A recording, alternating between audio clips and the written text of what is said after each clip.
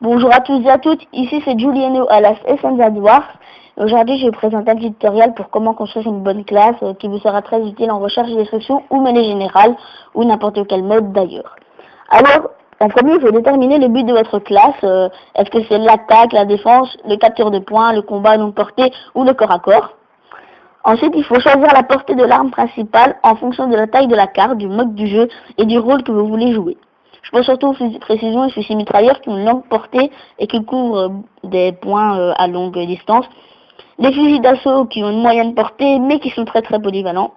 Les pistolets mitrailleurs qui sont pour les combats approchés qui n'ont aucune portée et qui nous permettent de nous déplacer très rapidement.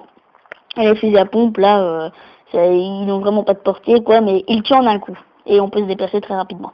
Alors ensuite, il faut prendre l'arme secondaire. Elle doit compléter la principale en vous donnant d'autres options au combat. Par exemple, les pistolets, c'est soutien efficace des fusils de précision ou des fusils mitrailleurs utiles si vous manquez de munitions au combat. Alors ensuite, les lanceurs, c'est contre les campeurs ou bien alors pour garder un objectif ou pour abattre des groupes ennemis. Et les spéciales, c'est du matériel pour des besoins particuliers. Par exemple, avec le couteau balistique, vous pouvez aller cutter les ennemis par l'arrière en toute furtivité. Alors, ensuite, nous choisissons les grenades offensives. Moi, je préférerais les fragmentations car ils peuvent rouler, mais les Semtex collent direct. Et les fragmentations ont une longue portée, tandis que les Semtex, vraiment pas.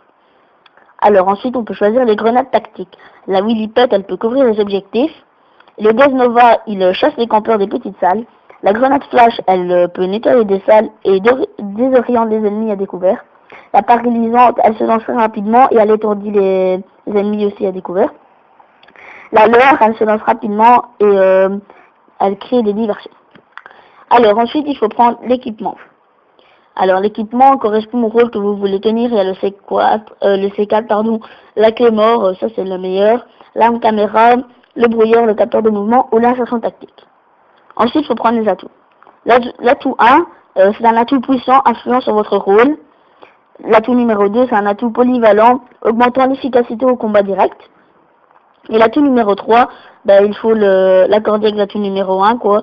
C'est pour mieux tenir votre rôle. Voilà, merci d'avoir regardé ce tutoriel. Et maintenant, vous êtes prêts pour partir à la chasse. Merci.